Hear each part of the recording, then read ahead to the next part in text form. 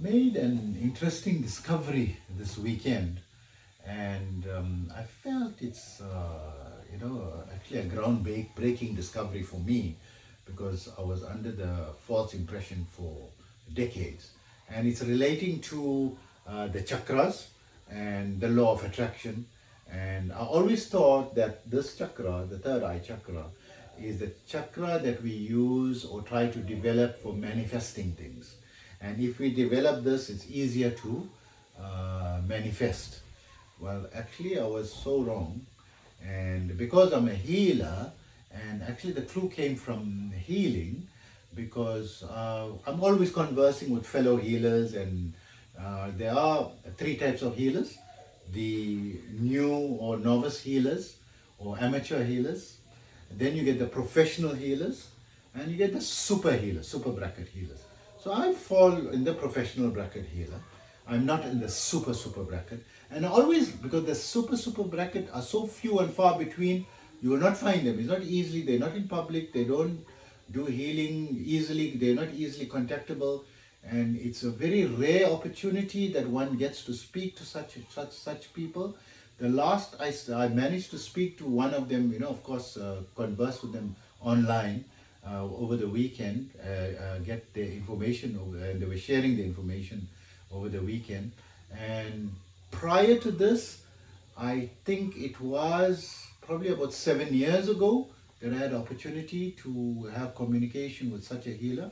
So it's really a rare thing. So he says when he does his healing, because there's different chakras that are responsible for different parts of your body, okay? And when we do the healing, we always try to identify which part of the body requires a healing and which chakra is responsible for that part of the body.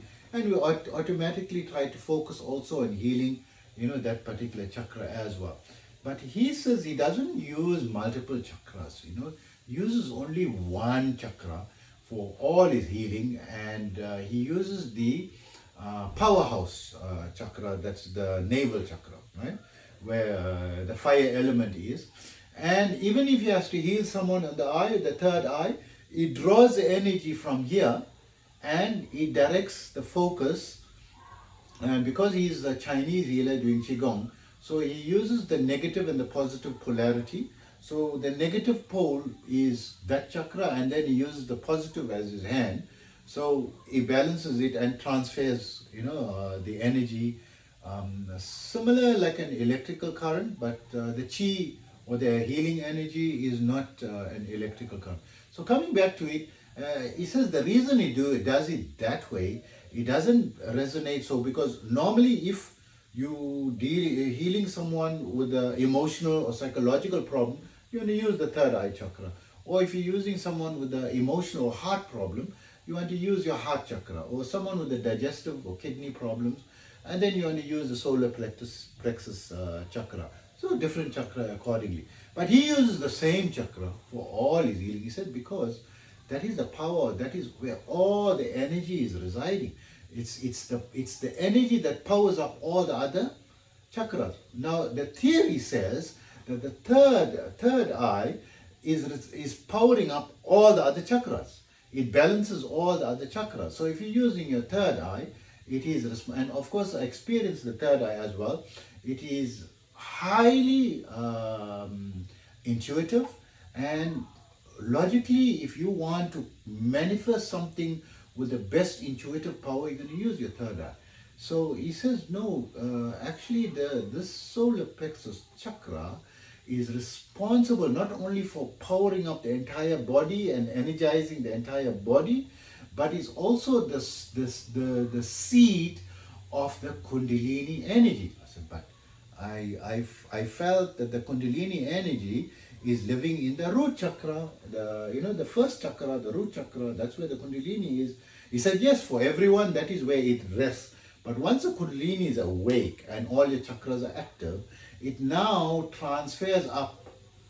He says, when I meditate, do I feel the root chakra first, or do I feel the solar plexus chakra first? I said, no, I feel the solar plexus chakra and the heart chakra, These are the two chakras that I feel first. I don't feel the resonating of the other chakras. He said that's because the other two chakras get closed.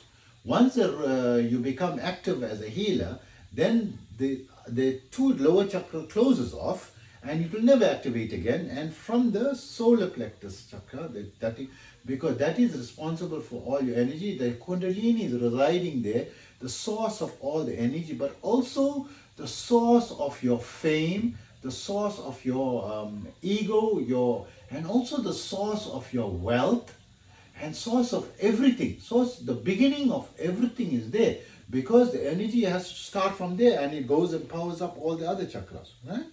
And so forth. Then I said, wow, this is, so you mean he said, yes, people who have problem with their fame, who have problem with their money, who have problem with this thing, I know there's a problem with the solar plexus chakra, and I do the healing there. So that money can activate, or business is bad, business is not, or they're not successful, and they always having financial losses. Is the problem is in that chakra, and that is the source of it. So if you're having problems with regard to your business success, or with your career advancement, or with money coming into your life, then need to focus on it. Then I said, but how do I advise normal people? Because normal people, this chakra is not automatically awake, and it's not easy for them to know how to focus on that chakra and meditate on that, because even for myself it's difficult, who's experiencing it. So how can you they said no. Then I remembered that the one pranayama that is geared to automatically activating that chakra, it's not geared, its purpose not to activate that chakra, but automatically that chakra gets activated in that pranayama, is the Kapalbhati pranayama, where it's the fast. You can research it online what that pranayama is, and it's actually used like a warm-up pranayama. And the reason I got into it, because I was always doing the alternative nostril pranayama, and my body was always freezing cold, all the time. And so one of the side effects, your body becomes like a fridge, and it becomes irritating to the people around you, that they're all normal and you got the heater and you got a jacket and you're freezing to death, and they are feeling warm and hot. Then I said, no, because I'm doing too much of alternative nostril pranayama, let me balance it with Kapalbhati, and then my body, because the Kapalbhati heats up your body, right? So it warms, and I started to become normal again, coming closer to normal. Why it heats up the body? Because it directly goes and activates the third chakra. The third chakra is where the fire element, the heat element, the heat from your body is generated from that.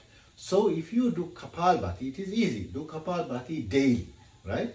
So don't do just one round, do for about 15 minutes, right? Do 10 rounds at least of Kapalbhati. This is easy. It's going to automatically generate it, and do the 3 easy postures that I have, that I always talk about. You can contact me, to find out more information about those postures, and also because I've got a special way of doing Kapalbhati. So the way that you learn online is different from the way, because I teach it much better. I've got a secret way of teaching it, so you can contact me and learn about it as well. So of course, if you do the normal Kapalbhati, it's still good enough. It's still good enough. It's going to work. It's going to activate this chakra, and if you're doing it regular on a daily basis, it's going to activate this chakra. And you do your Hatha Yoga, at least the 3 exercises for 5 minutes minimum. Who doesn't have 5 minutes, right? It's going to balance your energy, so that energy goes throughout your body, and you become like a magnet for success, the magnet for fame, and the magnet for money. Thank you for watching.